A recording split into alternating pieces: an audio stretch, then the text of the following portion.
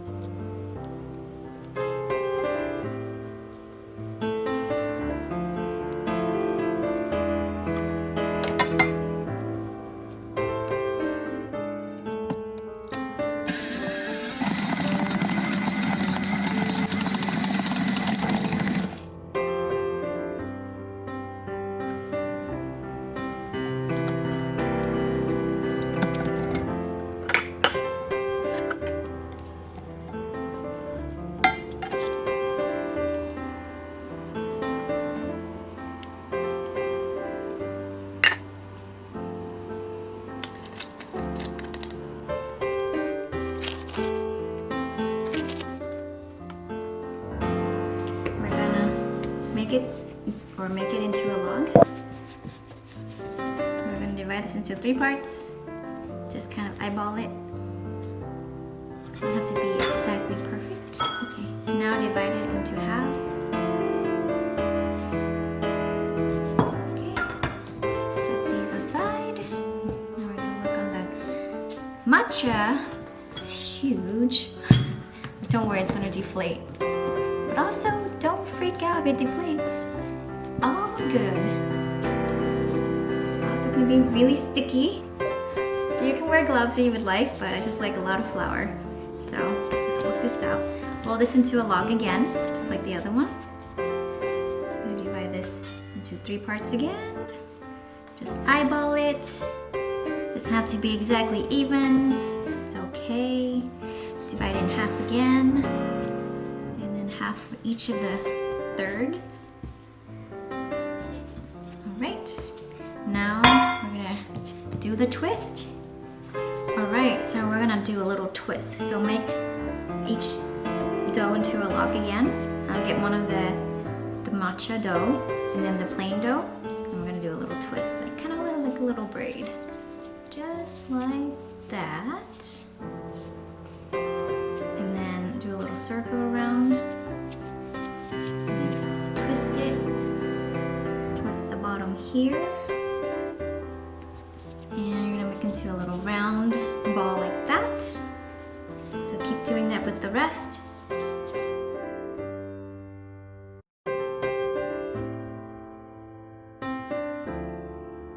As you can see, some of them have more of the plain dough and the other ones have more of the matcha. It doesn't really matter. It'll come out really pretty, so we'll set it for 20 minutes and we'll be back. Alright, so after 20 minutes, you see how much it's grown. Alright, get your rolling pin out here. Flour, and then just flatten this. dough. And we're gonna pinch it in like this on one side and then turn it around and pinch it on the other side. Just like that. And if you want it to kind of stick better, I would kind of roll it like that. Once you've pinched on one side, you're gonna pinch it on the other side. You're gonna roll it into a rectangle like this.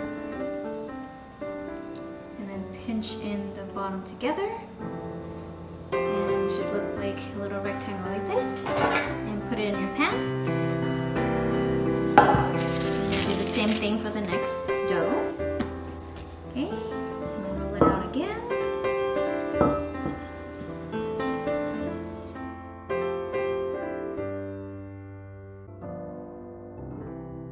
And you're done. So we're getting 2 loaves here. And I'm gonna cover it again with some saran wrap. And we're gonna let it rise for about 15 minutes. So for your egg wash, to brush on top of the bread, just crack an egg. And then mix it a little bit with your brush. So this is the bread after about 15 to 20 minutes, depending on where you are. It's kind of cold right now here, so it hasn't really risen as much, but you can see that it's a lot bigger than earlier. Right? Okay, awesome. So we're gonna give it a little brush just on top. This is your egg wash. You can also add a little bit of milk if you'd like.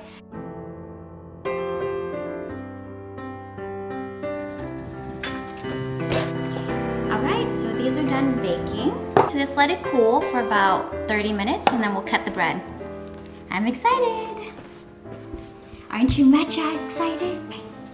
Alright, right out of the pan. Voila! So let's cut this one first. So excited. You know what would be useful is the bread slicer. Look at this! Isn't it beautiful? I'm so excited.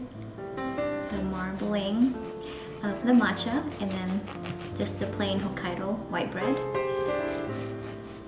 You can eat this with butter, any kind of jam, have toast with eggs, whatever you want. Oh, this is so pretty. Look at this, nice and fluffy. Nice and fluffy. Look at this beautiful marbling. See how every slice is different? This is why it didn't matter how much you use in each of the dough ball dough. Yeah. I usually slice it about, I would say, a 1/4 inch. It's like that, but if you want to make those brick toasts, you can do about 1 inch. But I usually don't make brick toast. Oh no, see, this happens too. It's okay. I just eat it.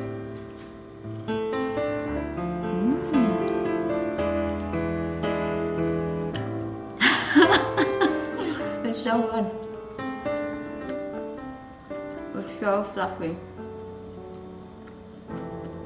and soft. It's so good. I hope you enjoy this recipe. Let me know if you have any questions. See you next time.